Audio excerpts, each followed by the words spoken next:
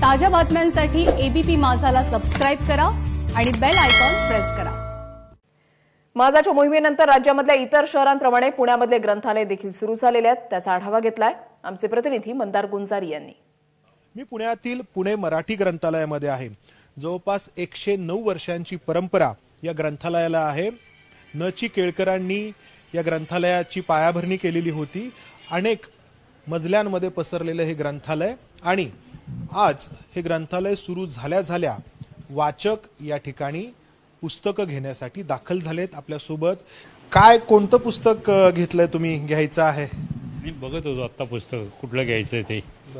आज सुरू झाल्या लगेच इथं आलेलं?